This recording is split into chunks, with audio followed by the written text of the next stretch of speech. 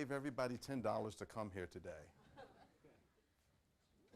My daughter, Bailey Gunter, is a junior here at Penn State, and it is really a great pleasure to be here today. We still have a couple of minutes, so I just figured I'd just entertain you with some side talk. But really, I really want to thank you for coming here today. And we want this session to be very interactive. If you have a question, I will give you the honest, brutal truth. I am 58 years old, and I have a mean jump shot. Probably could help Penn State out. And I used to be a high jumper, which at Lansing High School, I had a school record for about 10 years. I did about 6'6". So I love competition. I love questions. And I see all these nice, eager minds. So I want this to be very interactive. I want you to really, you're investing your time, and I want to make sure that I give you all that I can during this time that we have together. And we have how much time today? 50 minutes. All right. Has anyone joined Toastmasters? 1, 2, 3, 4. My man, tell me about Toastmasters. It's just about public speaking. Yeah. I work for Eagle Lab, so they had like a bunch of meetings throughout the week that you could go to, and it's just you can kind of rank. That's right. Best investment you could ever make in yourself. It is inexpensive, and the people there really care about you. They really care that they want to help you grow to be your absolute best. If you're in this great school, Penn State University, and Lord knows Penn State has a lot of my money, you want to maximize your parents' investment, and you want to join Toastmasters. Phenomenal group, phenomenal group. What's your name? John. John, what's your last name? Colvin. Colvin, what's your major? Supply chain. Supply chain, all right, okay.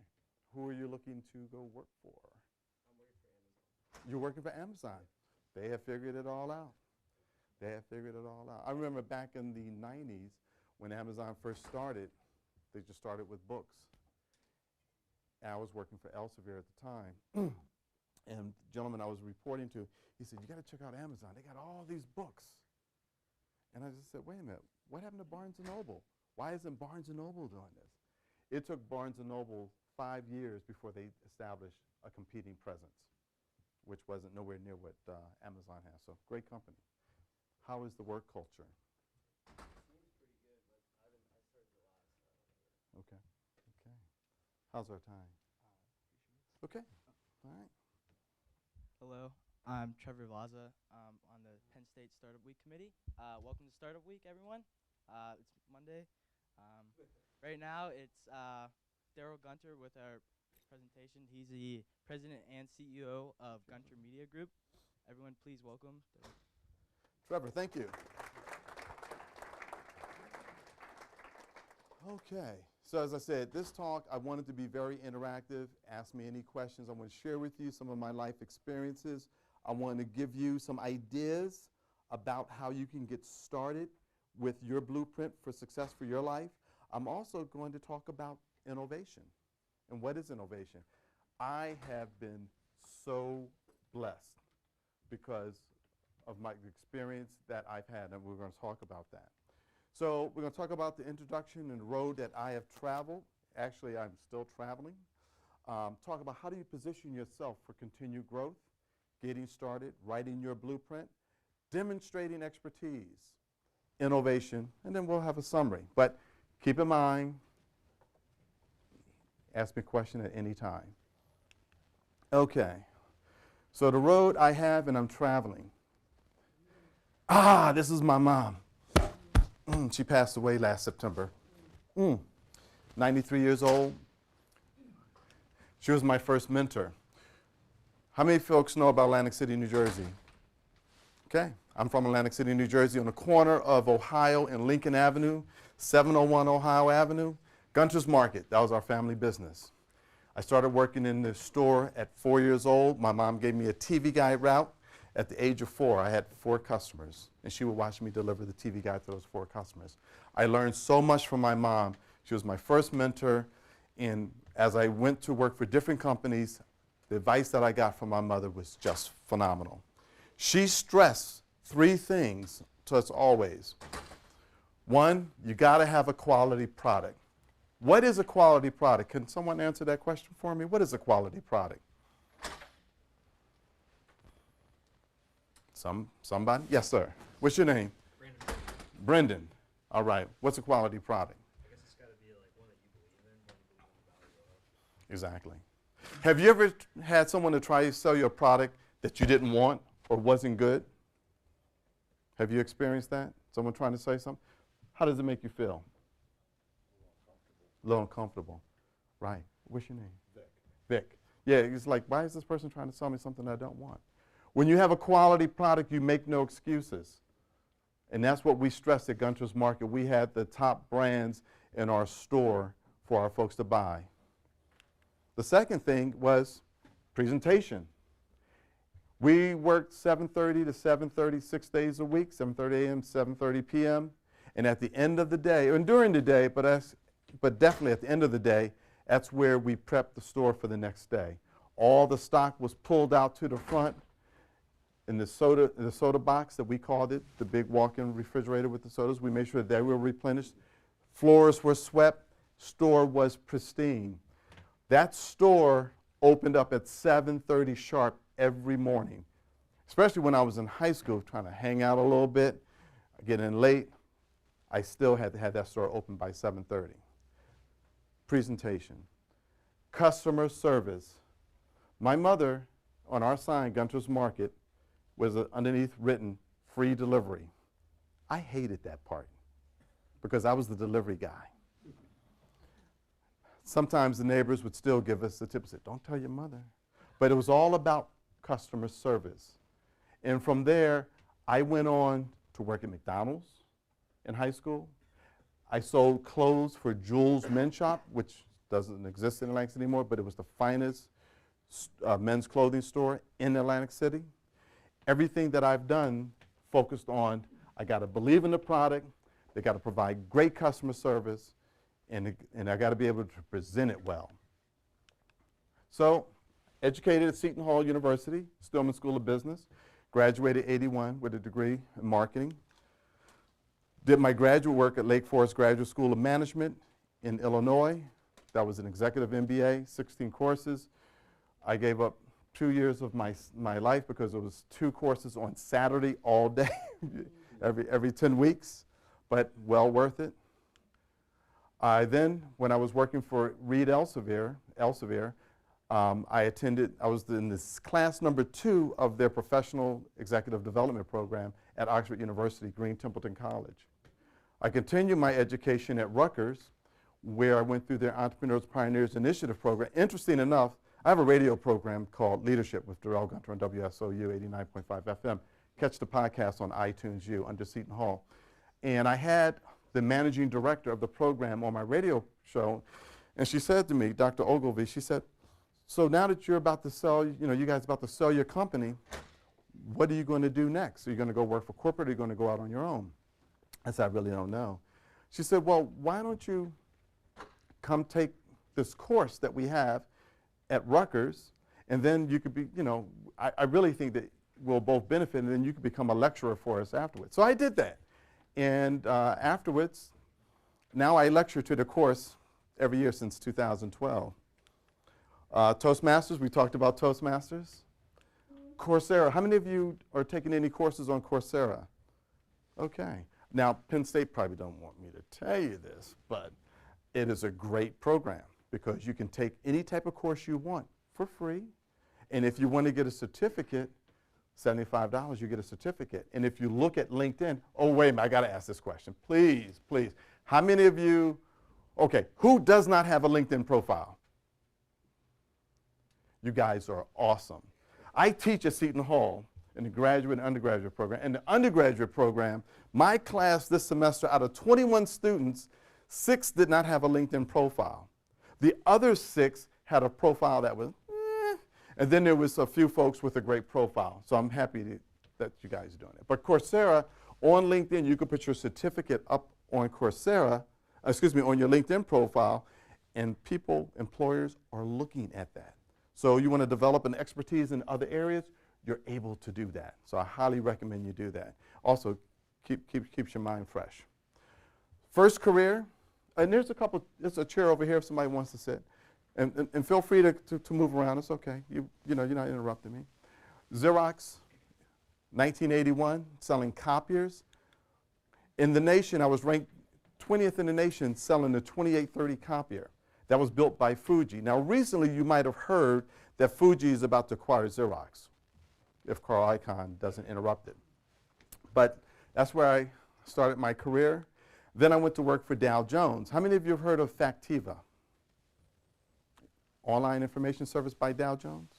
Back in the day it was called Dow Jones News Retrieval. But I sold Newswires and Dow Jones News Retrieval, which is now called Factiva. And this is a resource that we're going to talk about a little bit later, that we all have different areas where we can get information from. And Penn State, believe me, I know Penn State University has great information resources that you want to avail yourself to. We're going to talk about demonstrating expertise. How many of you heard of Elsevier? All right, world's largest scholarly publisher. I was the first managing director they hired in 1996 to build their first organization in their 4 regions. They have 4 regions, the Americas, EMEA. Who knows what EMEA means? Okay, Europe, Middle East, Africa. Asia Pacific and Japan. I was the first managing director they hired, and I had to build an organization from the ground up in 1996. Believe it or not, scholarly publishing was in print in 1996. So my task there was to not only build the organization, but to convert a marketplace from print to digital, but also put it all under agreement. When I inherited the business, it was $285 million in my region. And I launched Science Direct, and I launched Scopus, and hundreds of other products over the next 11 years. I built that organization up from 0 to 130 FTEs in 5 years, took the business from $285 million to $385 million over the 11 years. Then I went to a small startup called Colexis. Now, we are in the information technology building. I hope somebody knows the word semantic technology. Anybody know what semantic technology is? Okay. Semantic technology is what I like to call high-definition search. It uses ontologies, it uses thesauruses, it uses taxonomies, and it allows you to do a search and find the unique result, and also give you a fingerprint of the search results. Well, no one had ever heard of Colexis, and people thought I had lost my mind because I went to this small company in South Carolina, but I understood the technology, I understood the power of information, and so I launched biomedexperts.com. Now, biomedexperts.com was launched in 2008. It is a professional network of life science researchers. How many of you have ever heard of PubMed? All right. What we did, we met PubMed and created a network out of people who are connected to people based upon their institution, based upon papers they've written together, and also common search terms. We launched that in 2008, and we also launched, that's just a diagram of the network. And then, of course, we pitched the company to Elsevier, and Elsevier acquired us in June of 2010. Then I went to American Institute of Physics, did the same thing, launched something called unify.org, which was a professional network for physicists. And now I'm at Gadget Software. Gadget Software is a virtual streaming mobile content publisher. Right now, how many of you like to read a PDF on your smartphone device? You like to read it? You like to pinch and zoom? All right. Okay. All right. You're one out of a few. But what Gadget Software does, Gadget atomizes the information so that you can read information, and you can also layer it with multimedia features such as audio, video, right within the same environment. So it really allows the reader to have a true mobile experience. There's 4 rules when you think about how people are accessing and traversing content on a mobile device that you got to think about. Number 1 is that the user controls the medium. Now, if the user's controlling the medium, they don't have a great experience. Are they going to come back a second time? No. How many times do you go back to a restaurant where you had a bad meal for a second bad meal? You don't go back. The second rule is that you want to limit scrolling. The third rule is that you want to make sure you can search, find, and discover information. The fourth rule is that you want to be able to send and receive notifications. Your generation is phenomenal. This past weekend, I was blown away by all of the marches that were going on around the country, around the world, and how they organized it. And they used their mobile device. And this is very natural to you guys.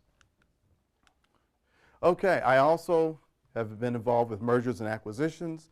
I've worked with the Carlyle Group, Blackstone, Thomas H. Lee Partners, Summit Partners, and Cowen on a number of acquisitions. How many of you have thinking about a career in investment banking or mergers and acquisitions? Not one person? Okay. It's a lot of money in it. High risk, high return, but good. Okay. So I have this question for you. Whether you're a startup, traditional business, and raising money from friends and family, VC or PE, what is the common denominator each potential investor is looking for in your business plan? Everybody know what a VC is, right? Venture capital, PE, private equity. Who wants to take a stab? Yes, sir. Yes, return on investment. I'm looking for a particular word, but you're spot on. Anyone else? Potential for success. Potential for success. What's your name? Stephen. Thanks, Stephen. And what's your name back there? Renaud. Renaud. Okay, Renaud. Thank you. Yep. Anyone else? It's about value. Return on investment. Make sure it's a solid idea.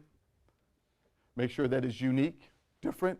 Very, very, very, very, very important for you to challenge yourself. And we're going to talk about some books at the end of this talk that are going to give you some good insights on what you should consider as you are looking to grow your business. How many of you want to start your own business?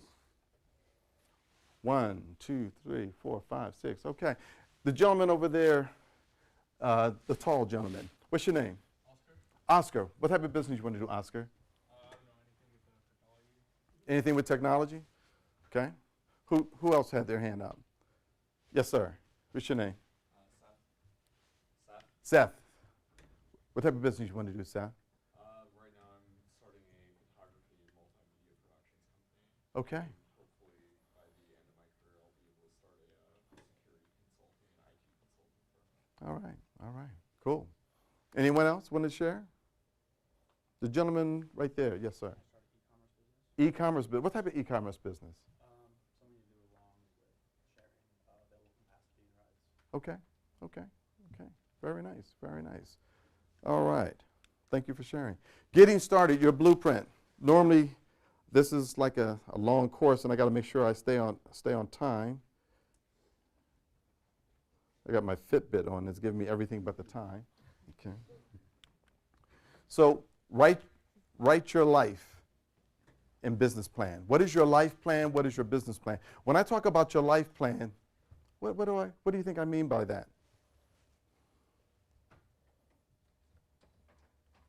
We know what a business plan is, but what about your life plan?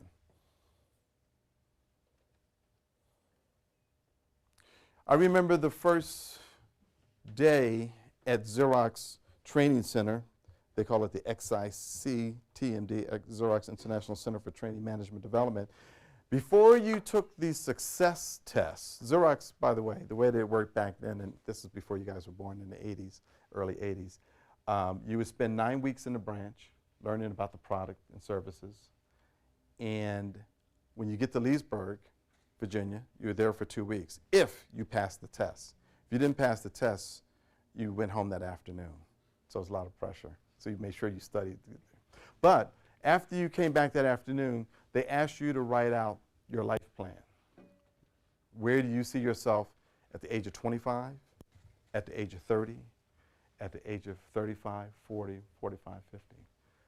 So at the age of 35, I said, oh yeah, I want to be a vice president of sales, you know. And my instructor said to me, D. Kennedy was his name, he says, why do you shoot so low? He says, you could be CEO. Why shoot so low? So you want to make sure that you set your expectations for yourself that you're comfortable with, but really think big. Think realistic, but think big for that. And so when you think about write your life, your business plan, Where would you like to live? You know, what do you like? How many of you have heard of the book, What Color is My Parachute? Your name, sir? Tim. Have you read it? That guy wrote that book years ago. That book was recommended to me back in 1981. He's still alive, and he updates it every year. It's a great book. It's a book that helps you to self-identify with who you are and what you like, because that's what's important, is that you're doing something that you like, that you enjoy. That's so important. So when you think about, you want to make sure that you're writing your life and your business plan together, because the two have to coexist. I'm going to share something personal with you. Sometimes it really gets me because it really hurt.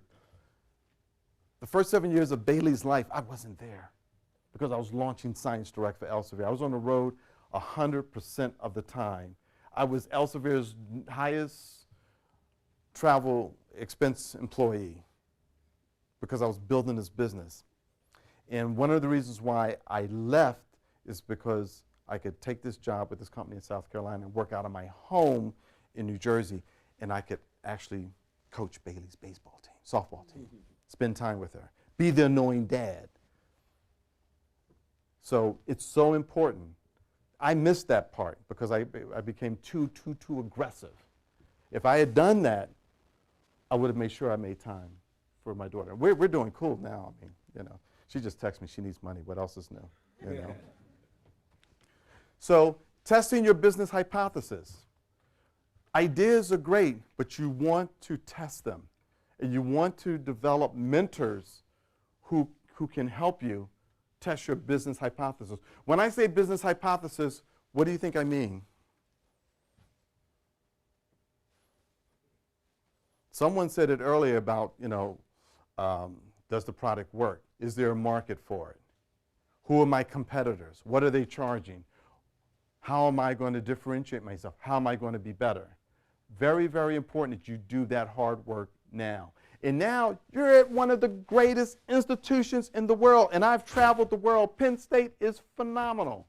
I was thrilled when Bailey said she wanted to come to Penn State because I knew she was going to get a quality education with all the resources. So while you're here, make the best of it. Feedback and refine. Having your mentor group, and having a mentor group of your peers, of professors, of independent business people. You know, create your own roundtable of experts.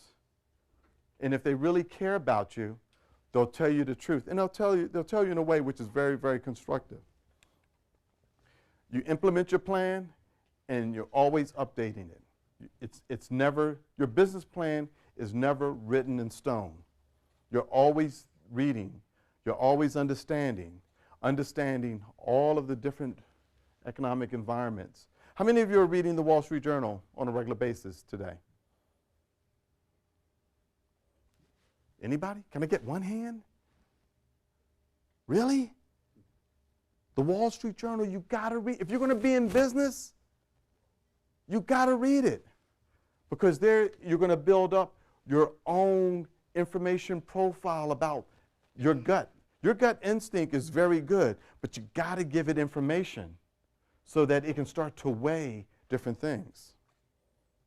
Very important. And right now you can get the student rate, which is very good. As I said, develop a mentor network, being a mentor and a mentee. What is a mentee? Everybody knows what a mentor is, but what's a mentee?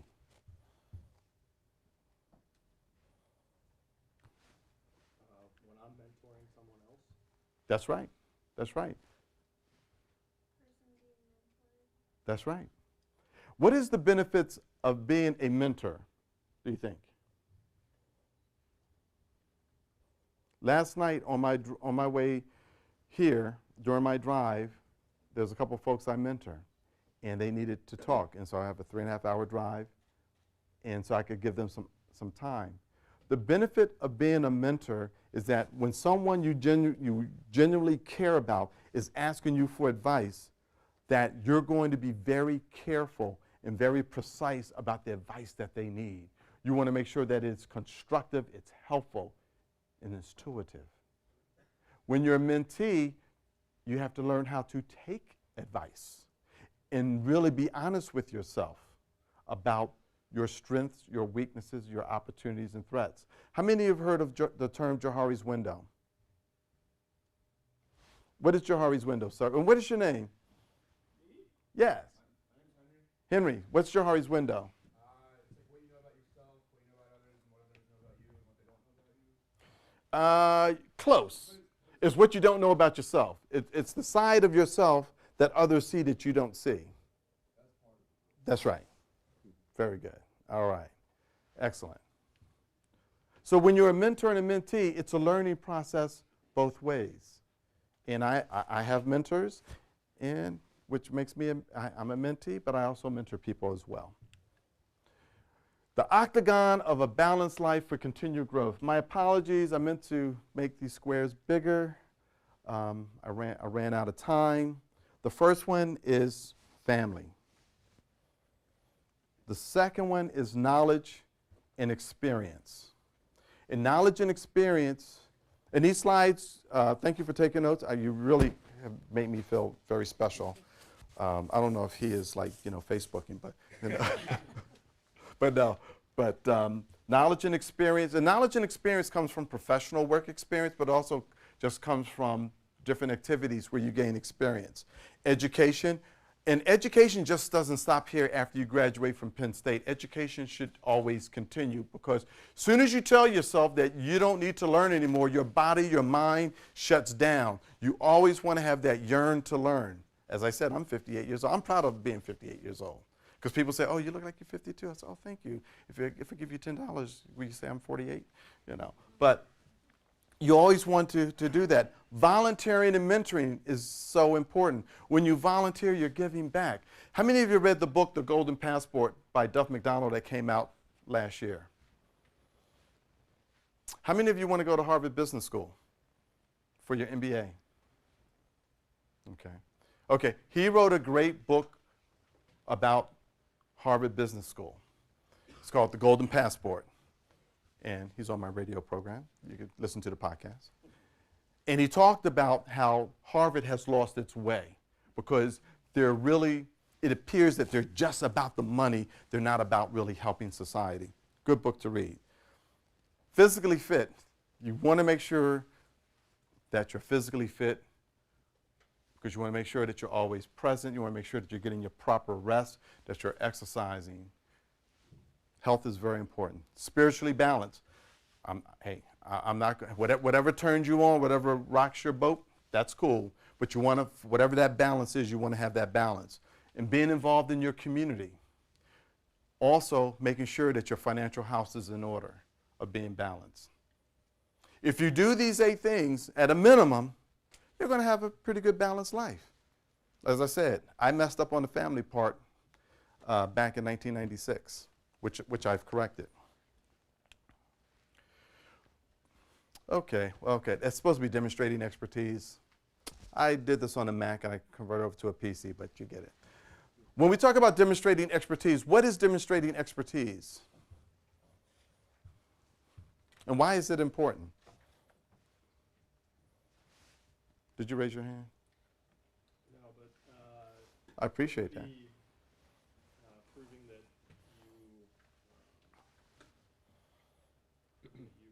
I don't want to say have an expertise, proving that you Knowledgeable. have a specialty in, Yeah. in a region. Being knowledgeable.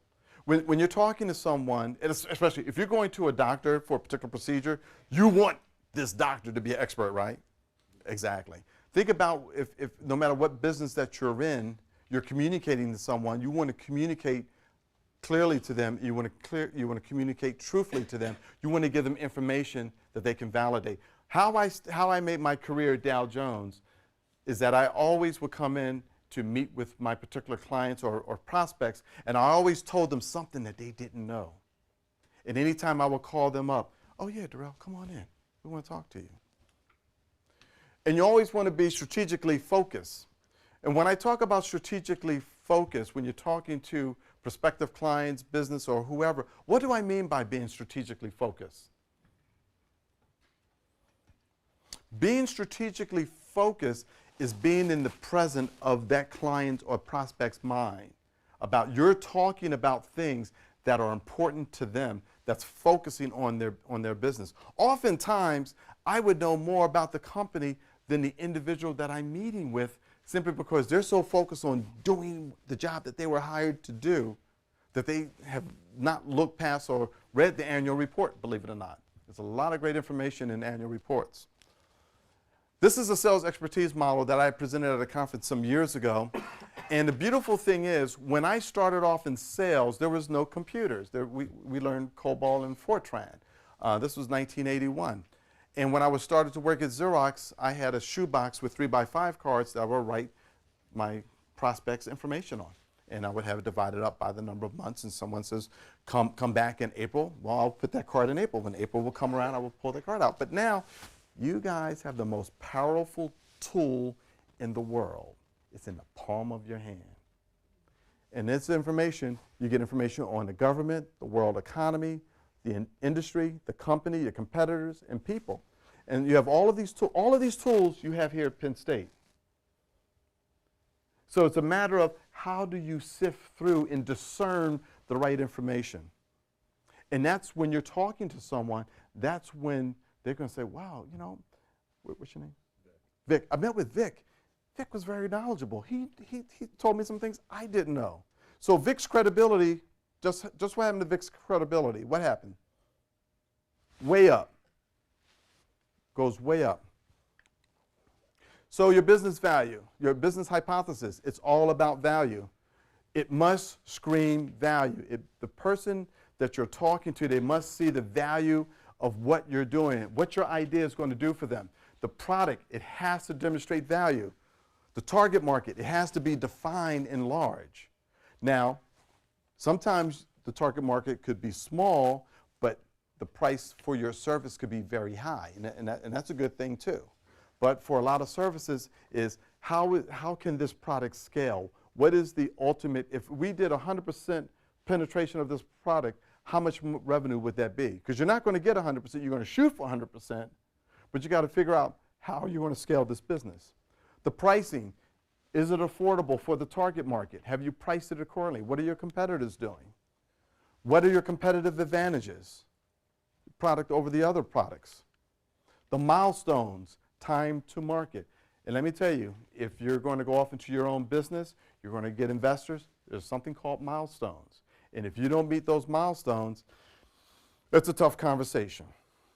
It's a tough conversation, and it happens all the time. It's not personal, it's business, it's about the milestones. You've got to have a good answer for that. So you want to make sure that you have defined what these milestones are and feel very confident you're going to achieve them.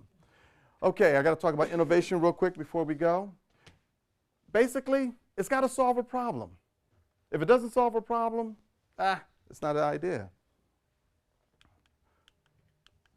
Provides a new opportunity. What is the new opportunity? What is the new role? How many of you have read or heard of the book Blue Ocean Strategies?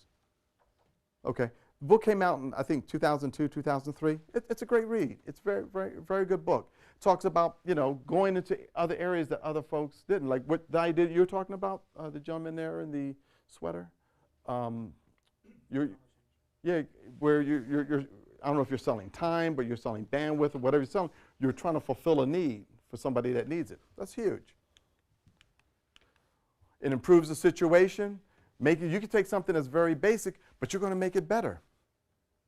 You're going to allow folks to be more productive, whatever that is, but it has to be defined. Great books and resources. How many of you know David S. Rose? Phenomenal guy, one of the founders of Silicon Alley. He's got these great books out, Angel Investing, the Startup Checklist. I put his picture up there. He also has a site called Gus.com where he matches investors with entrepreneurs. He's in New York. And of course, he's been on my radio show twice. Outthink the Competition, phenomenal book. How many of you have heard the book, The Art of War? Sun Tzu. All right, how many of you have read it? Nice.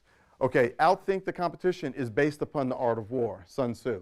Very nice. The Founder's Dilemma, a real book about case studies about CEOs who have had challenges, who have failed, who have been successful. The Lean Startup, and an oldie but goodie. My sister actually had me read this book back in 69. I'm okay, you okay. It deals with the psychology of people.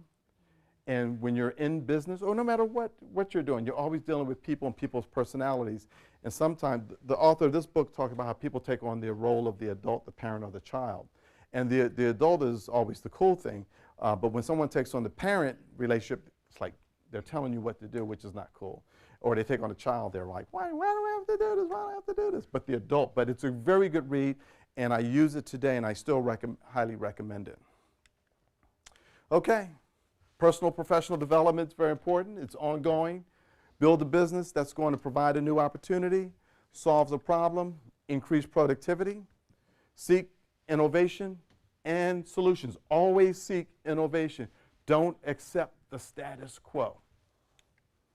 Seek and give counsel, and listen when someone gives you counsel, and ask, what's the PMI, the pluses, the minuses, the interesting points about what they've said before you respond. So, it is now 1:58. I want to thank you for your time, but I have time for a couple of questions.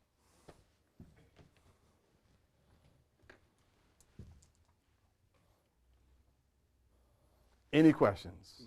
Yes, sir. Mentorship's probably pretty important. A lot of us at this age probably have like sought out mentors, but at what stage do you think in our professional lives should we start seeking to be like a mentor for someone else? Because I think that's kind of difficult. Like I don't think I'm qualified at this stage. What year are you in school here? Pardon? You're I'm a senior this You're a year. senior. Yeah. Reach out to a freshman. You see a freshman doing something, or someone who has potential, You can start now. In your community, you could do that. I actually mentor people who are older than me as well. The other day, unfortunately, I had to attend a wake for a former colleague. He's in his 70s now, and his daughter passed away, giving birth to their grandchild. And I went to the wake, and he was very appreciative of me being there.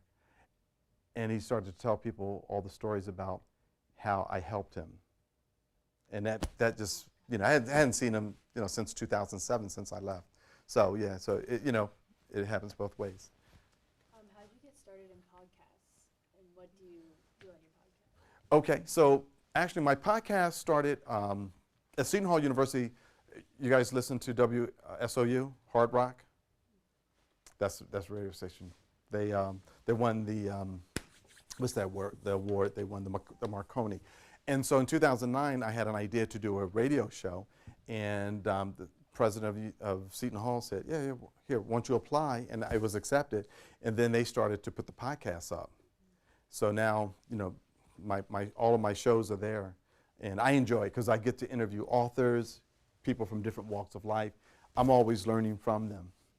Yeah. So all the 208 shows are there. Yeah.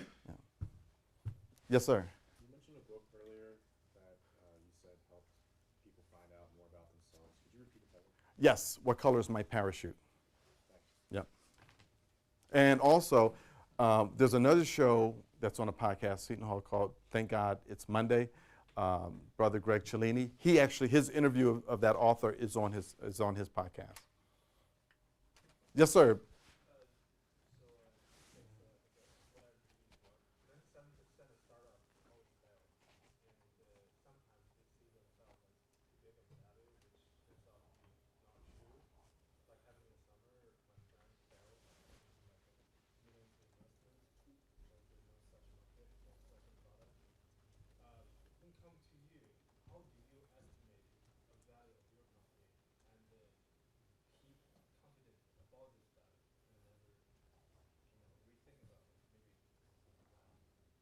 Yeah, valuation is very tricky because sometimes people fall in love with their own product, and it's hard for them to be objective about that. Again, when you look at a valuation of the company, you got to look at what is the product, what is the size of the target market, is it a unicorn? Everyone has heard the phrase a unicorn. Unicorn are companies that they think automatically have a $1 billion valuation. And so you really got to understand those dynamics.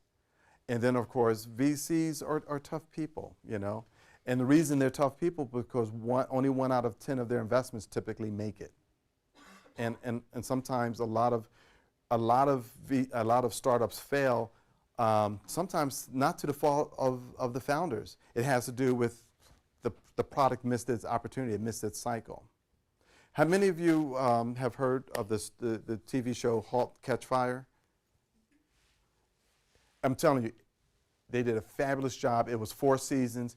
Stream it, download it, but they go through real case studies of companies that almost made it but didn't make it. So yeah, you just got to be very diligent about it and be very honest and open with yourself. I hope I answered your question. Okay. Yes, sir. So it seems like you've done a lot of work with a lot of different companies over a couple different industries. What was your decision-making process when you're like, oh, it's time to transition into something else? So I'll be very honest with you, and this is on live videotape. So I was at Elsevier, and Elsevier is a phenomenally great company. However, at the time they were having a lot of transition at the executive level. Typically, what happens when the new executives come in, they have a charge from the shareholders to do that. And so I survived like 3 regime changes, and the reason why was that my group, the Americas, was #1 for 11 straight years. But my path to move forward was hindered because, I wasn't the CEO's guy, which happens all the time. So I decided that I was going to go out to Calexis. And a true story, this is really funny. So I left Calexis. People thought I had lost my mind. I'm at the ALA, American Library Association meeting, in a 10-by-10 makeup booth, right? Down the hallway was the 2-story Elsevier thing that I built. The CEO, my former boss, comes up to me and just starts laughing. And I said to him, Herman, mark my words, you're going to buy this company. That was June of 2007. Flash forward, it's now September 2009. We're in the Elsevier boardroom in Amsterdam, Calexis. Herman walks in and tells the story, and he says, and here we are. A few months later, Elsevier acquired Calexis. So, yeah, So, I have to get excited about the product or a company that I'm working for. I have to believe in it. If I don't believe in it, I'm sorry, I can't turn on my charm. I'm very genuine that way. So I got to get excited about it, believe it, and know that it's going to make a change. It's going to improve the area. I was just at Penn State University Press today talking to him about Gadget, Patrick Alexander. And he's like, wow, he says, how is it that you're always finding these things that are so unique? I said, I'm not a genius. I'm just blessed and lucky. But also I listen. I said, my intuition says, listen, pay attention to that. Anyone else? Well, I want to thank you for your time today. You've been a great audience. And connect with me on LinkedIn. I would love, how many people in this classroom? About 70, 80 people. I have 9,400 connections on LinkedIn. I'm always networking. I'm always introducing people to people. You need career advice? I'm your guy. And I love to connect with you. Thank you very much.